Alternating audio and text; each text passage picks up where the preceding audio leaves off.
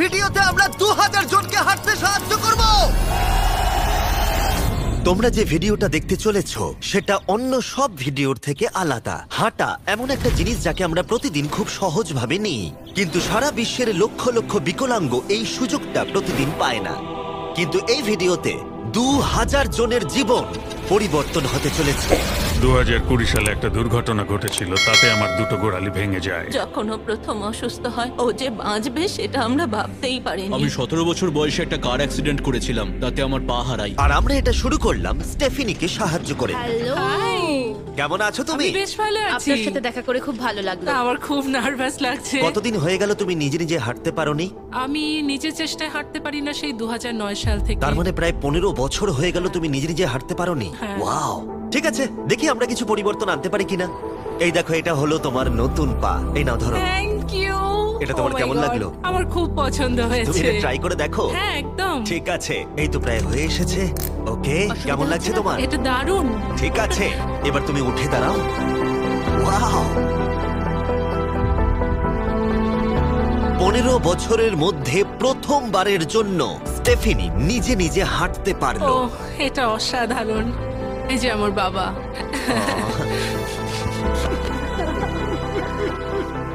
ওকে এতদিন পরে হাঁটতে দেখে আপনার ভালো লাগছে তো?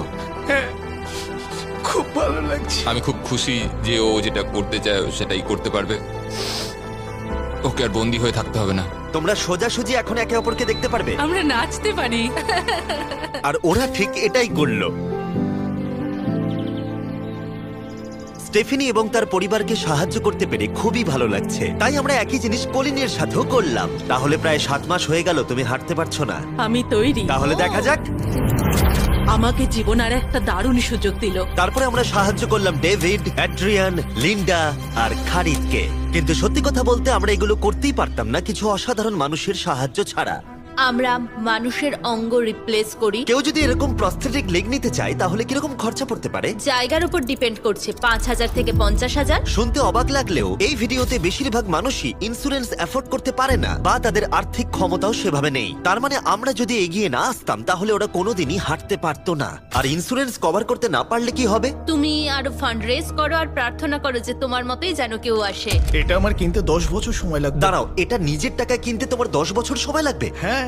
এটা তো চ্যান্ডলার, এটা শুনে আমার খুবই খারাপ লাগলো। তাই আমরা তোমাকে $10,000 দিতে চাই। না,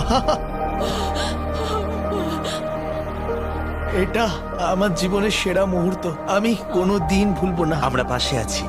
তুমি এখানে এসেছিলে একটা পা নিয়ে আর বাড়ি যাচ্ছ দুটো পা আর $10,000 নিয়ে।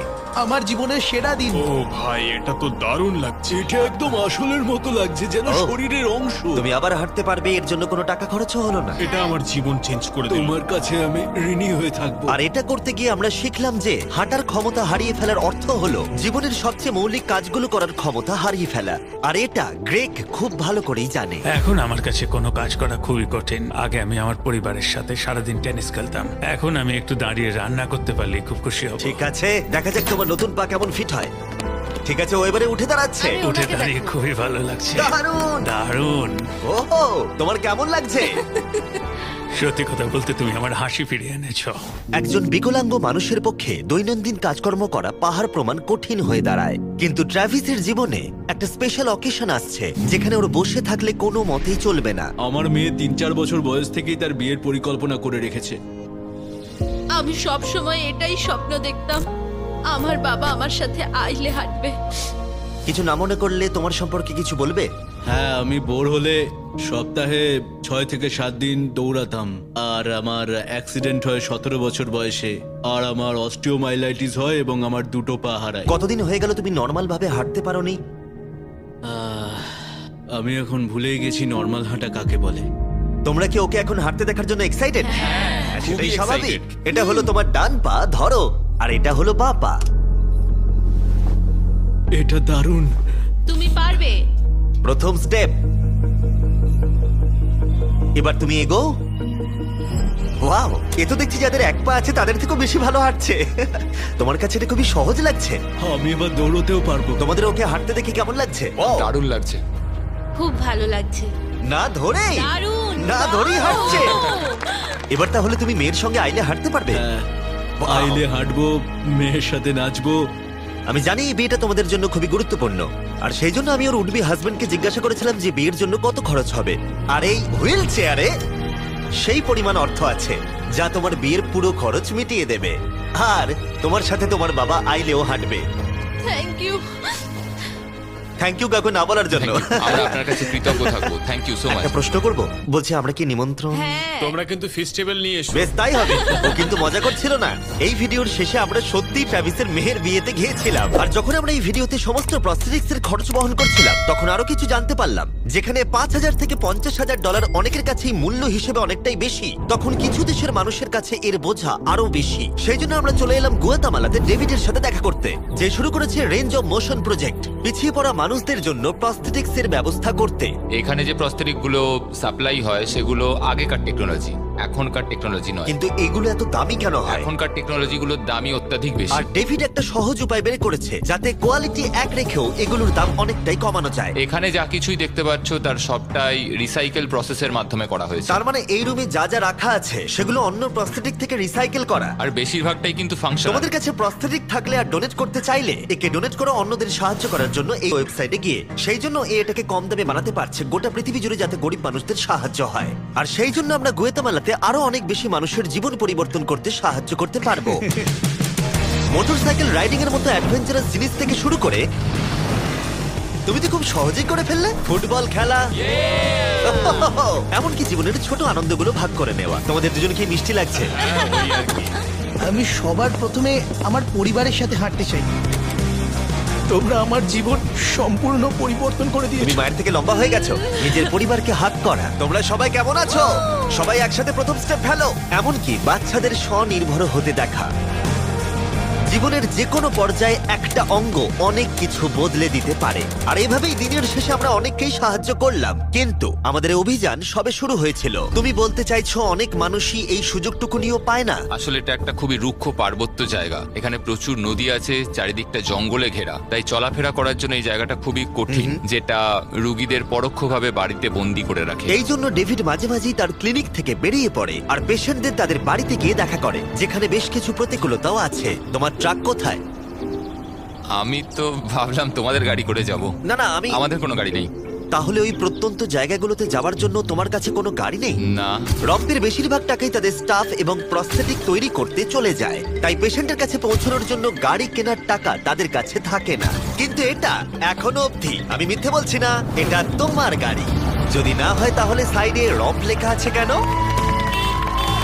আমরা স্টাফদের বলে দিয়েছিলাম কেউ যেন ওকে না বলে। এই ব্র্যান্ড নিউ $65,000 গাড়িটা প্রত্যন্ত জায়গায় যাবার জন্য একেবারে উপযুক্ত। থ্যাংক ইউ ভাই। কংগ্রাচুলেশন। চলো যাওয়া যাক আর কিছু পা বিতরণ করা যাক। চলো যাওয়া যাক। আমরা গুয়েতামালা সিটির ভিড় থেকে অনেকটাই দূরে গেছিলাম, আর তখন আমি বুঝলাম ডেভিড এই জায়গাগুলোর কথা মজা করে বলেনি। এই জায়গাগুলো সত্যি দুর্গম। আমরা একটা বাড়িতে গিয়েছিলাম যেটা অবস্থিত ছিল একটা জঙ্গলের মাঝে, এমনকি একটা ভলক্যানোর পাশে। এবার আমি বুঝলাম এই গাড়িটার দাম এত কেন বেশি। ও মাই গড! আমি তো এই রাস্তায় নরমাল গাড়ি চালানোর কথা ভাবতে পারছি না। ফাইনালি আমরা পৌঁছে গেলাম, আর ভলকানো পেরিয়ে আমরা কেভিনের সাথে দেখা করলাম। হ্যালো, যার বাদিকটা পড়ে গেছিল, আর 24 বছর আগে ও একটা অ্যাক্সিডেন্টে নিজের পা গুলো হারায়। তুমি একটা ভলকানোর পাশে থাকো, কিভাবে থাকো এখানে? এখানকার মাটি তো খুবই রুক্ষ।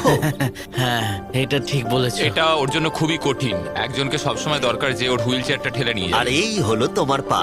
ধন্যবাদ। তুমি প্রথম স্টেপ ফেলতে চলেছো।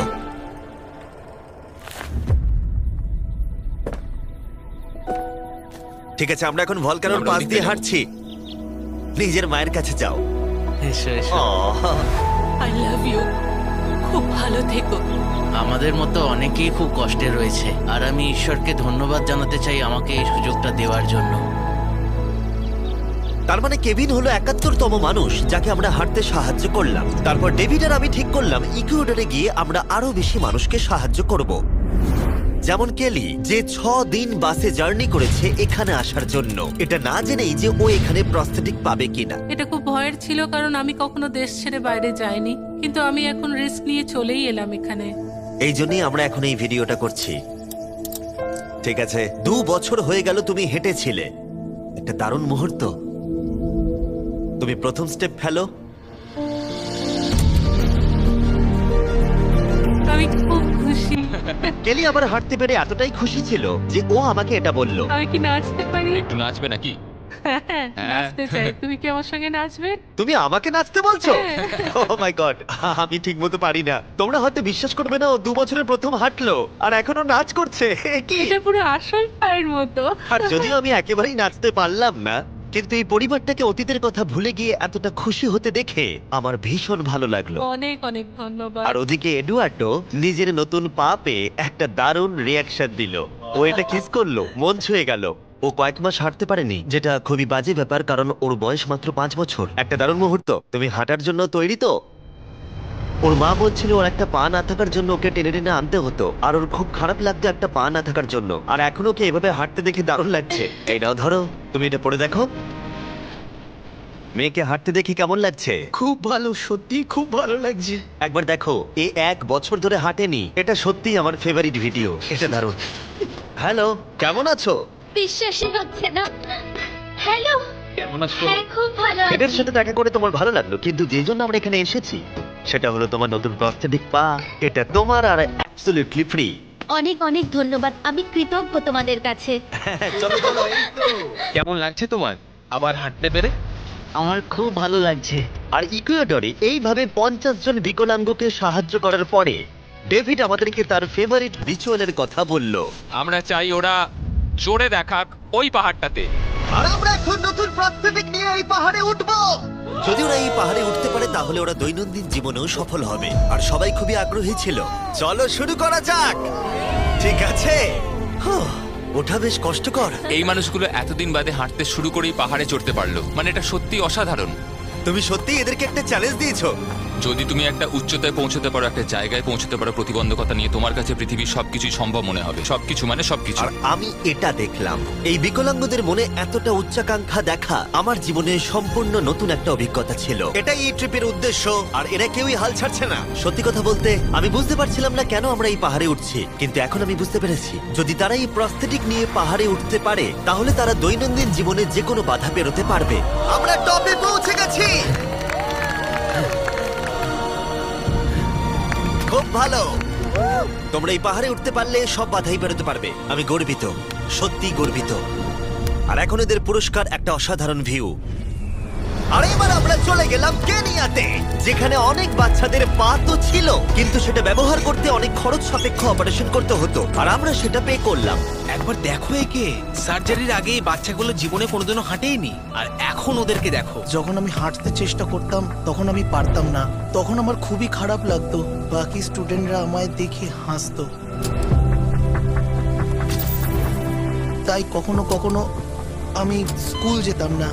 তুমি যখন প্রথম হাঁটলে কেমন লাগলো? দেখলাম আমি অন্যদের মতোই হাঁটতে পারি, তাই আমি খুব খুশি হয়েছি। আর তাদের সবাইকে সার্জারি করানো ছাড়াও আমরা ক্লিনিকে একটা ব্র্যান্ড নিউ প্লে রুমও বানিয়েছিলাম যাতে বাচ্চারা খেলতে পারে। তোমাদের নতুন খেলার রুমটাকে দেখো। আর এবার আমি একটু গতি বাড়াবো, কারণ কেরিয়ার পরে আমরা গোটা আফ্রিকায় গেছিলাম মানুষদের হাঁটতে সাহায্য করতে। আমার পরিবার, আমার অর্থনৈতিক অবস্থা, এবার সবকিছু পরিবর্তন হয়ে যাবে। আর সেখান থেকে আমরা গেলাম ফিলিপিন্সে, কম্বোডিয়া আর শ্রীলঙ্কা। আমাদের সাহায্য করার জন্য অনেকটাই ধন্যবাদ। Thank you, thank you. Thank you very much. এটা আমার জন্য একটা দ্বিতীয় সুযোগ ছিল। আমি যেন নতুন জীবন পেলাম। আমার বুক ধড়ফড় করছে। আর পৃথিবীর অনেক দেশ ঘোরার পরে আর 2000 জনের প্রথম স্টেপ দেখার পরে আমি গর্বিত এটা বলতে পেরে যে গোটা বিশ্বে আমরা বহু মানুষের জীবন পরিবর্তন করতে পেরেছি। তোমাদের হয়তো মনে আছে ভিডিওর শুরুতে আমরা একটা বিয়ে বাড়ি অ্যাটেন্ড করবার কথা বলেছিলাম। এটা খুবই অদ্ভুত, যার সাথে 24 ঘন্টা আগে দেখা হয়েছে তার বিয়েতে এখন আমরা আছি। আর নোলানের জামাটা, নোলানের শার্ট 100%। এখানে দেখো এই দড়িগুলো। ঠিক আছে, ট্রাভিস এবার তার মেয়ের সাথে আইলে হাঁটবে। দেখা যাক এবার ও তার নতুন পা নিয়ে কেমন করে হাঁটে। আমি সব সময় এটাই স্বপ্ন দেখতাম, আমার বাবা আমার সাথে আইলে হাঁটবে।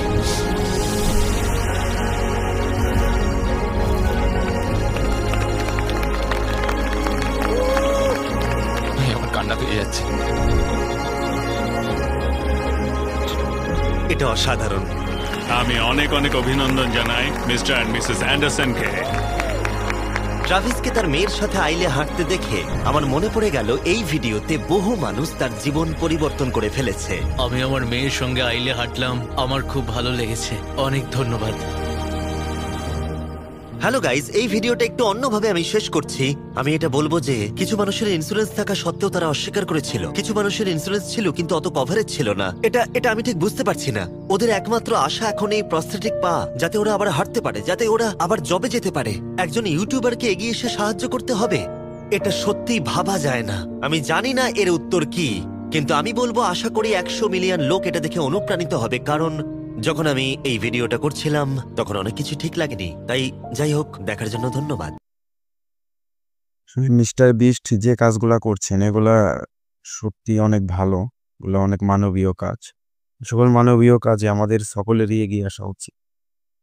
আমরা সবাই যদি এগিয়ে আসে তাহলে আমরা অনেক মানুষকে সাহায্য করতে পারি। মিস্টার বিস্টকে অনেক ধন্যবাদ এই সকল মানবীয় কাজে এগিয়ে আসার জন্য। ভিডিওটি ভালো লাগলে চ্যানেলটিকে সাবস্ক্রাইব করে পাশের বেল বাটনটি অন করে রাখতে পারেন, নতুন কোনো ভিডিও ছাড়লে সবার আগে আপনি দেখতে পারেন। থ্যাংক ইউ ভিডিওর শেষ পর্যন্ত দেখার জন্য। সবাই ভালো থাকবেন, সুস্থ থাকবেন। আল্লাহ হাফেজ।